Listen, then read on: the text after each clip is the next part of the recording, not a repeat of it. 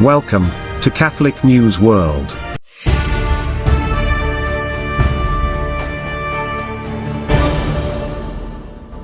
Welcome to Catholic News World.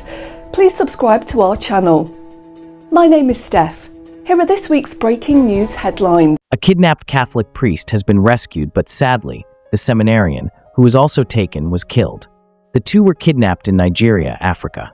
Agenzia Fides reported that Father Philip Ikeli and seminarian Peter Andrew were captured by armed men who entered the Catholic Church of St. Peter in the parish of Ivukwa, Etsako East District, Edo State, southern Nigeria, late on Sunday evening, March 2nd, around 11:30 p.m.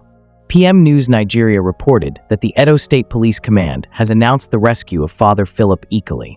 A statement on Friday, March 14th, in the morning by the command spokesman, Moses Yamu, disclosed that the Catholic priest was rescued in a Muf community on Thursday, at about 4:50 p.m. Intensive search and rescue operations by police operatives and vigilante members led to the release of the priest. Sadly, he announced that the seminarian lost his life in the rescue operation. During the attack, one of the kidnappers was killed by the security guards of the Catholic Church after a firefight with the perpetrators. Despite the intervention of the security guards, the priest and the seminarian were captured and taken to the bush. On March 4th, the local police confirmed the news and said that a joint search and rescue operation involving members of the 195th Battalion of the Nigerian Army, police officers, vigilante groups and local hunters is underway to rescue the victims and capture the kidnappers. Please subscribe to our channel. Vatican News released that Pope Francis celebrated the 12th anniversary of his pontificate with the medical staff of Rome's Gemelli Hospital, as he continues to follow the annual spiritual exercises of the Roman Curia. The Holy See Press Office updated reporters on Pope Francis' condition, noting that he is stable and that X-rays have confirmed an improvement in the Pope's health. He marked his 12th anniversary of election to the papacy on March 13th. To celebrate, in the afternoon, the medical staff brought a cake with candles to the Pope's room. The Pope also followed the Lenten spiritual exercises for the Roman Curia via video link from the Paul VI Hall and resumed respiratory therapy. Pope Francis continues to alternate between non-invasive mechanical ventilation at night and high-flow oxygenation with nasal cannulas during the day. His clinical situation remains stable within a complex condition. Pope Francis was admitted to Rome's Gemelli Hospital on February 14th to receive treatment for bilateral pneumonia. Please subscribe to our channel. Catholic bishops of Kansas urge the faithful to protest a Black Mass scheduled at the state capital of Kansas. An organization for Satanists, the Satanic Grotto, has organized a Black Mass to be held at the Topeka Capitol building in the U.S. state of Kansas on March 28th from 11 a.m. to 1 p.m.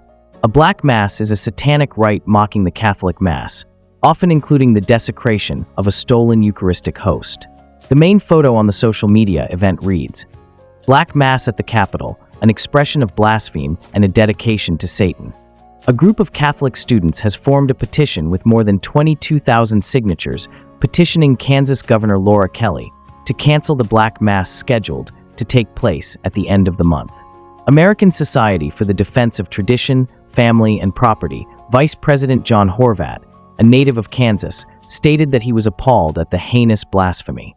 The Catholic bishops of Kansas wrote on their website, "A group of Satanists from Kansas City are planning a direct and blasphemous attack on the Catholic Church by reserving space to conduct a Black Mass on Friday, March 28th inside the Capitol. They ask the faithful to write to the governor to cancel the Mass." The bishop's website stated, "Your help is needed in response to a diabolical spectacle that may take place soon on the grounds of the Kansas State Capitol.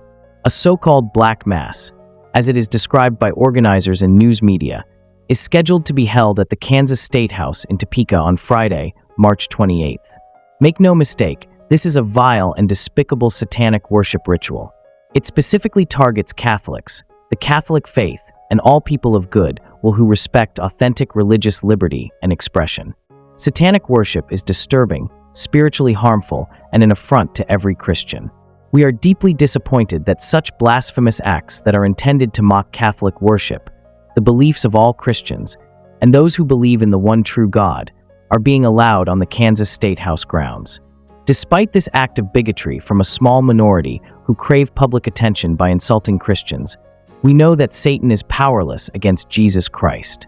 We pray to the one true God for enlightenment for those who have given themselves over to the father of lies and prince of darkness. We pray for their conversion, hoping that they will come to know the God who has loved them into existence. The Catholic bishops of Kansas are asking that your voice be heard with a message to Governor Kelly and leaders of the Kansas State Legislature. We invite you to use this template or write your own personalized message.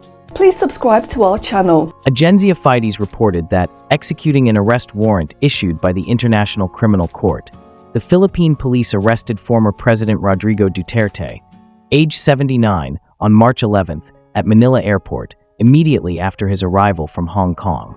Duterte will face charges of crimes of murder against humanity at the Court for the War on Drugs campaign launched during his term in office, which resulted in the deaths of thousands of drug dealers and addicts.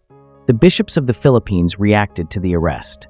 Some Catholic bishops expressed hope that the arrest of former President Rodrigo Duterte marks a step toward accountability and sets a precedent for addressing human rights violations in the country. Bishop Jose Colin Bagaforo of Kidapawan said Duterte's arrest is a crucial move toward justice for the thousands killed in his deadly drug war. True justice is about accountability, transparency, and the protection of human dignity, said Bagaforo, who is also president of Caritas Philippines. For years, former President Duterte has claimed that he is ready to face the consequences of his actions. Now is the time for him to prove it, he said. Duterte is in police custody after Interpol served him with an arrest warrant from the ICC for alleged crimes against humanity upon his arrival at Manila's International Airport Tuesday. The ICC has been investigating the brutal anti-drugs crackdown that Duterte oversaw while he was in office. Duterte withdrew the Philippines from the ICC in 2019, but an appeals judge ruled that prosecutors still had jurisdiction over the alleged crimes because they occurred when the country was still a member. Most cases investigated by the ICC took place between 2016 and 2019. The probe also covers alleged crimes committed when Duterte was mayor of Davao. Bishop Gerardo Almanza of San Carlos emphasized the need for justice, stating that the victims and their families deserve truth and reparations. These killings were not random. They were part of a policy that violated the fundamental right to life, said Almanza, who is also vice president of the National Caritas. The families of the victims deserve truth, reparations, and justice. As a nation, we must ensure that such crimes never happen again, he said. Duterte's arrest does not mean he is guilty, but Bishop Broderick Pabillo of Taytay said the crimes happened under the former leader's watch must be investigated. This is where we will see whether his actions were right or wrong, and whether he should be held responsible if they were wrong, Pabillo told Manila Archdiocese-run Radio Veritas. That is what democracy should be. No one is above the law, and everyone must answer for their actions, he said. Watch our program every Friday at 7:30 p.m. Thanks for watching, and please subscribe to Catholic News World's channel. God bless.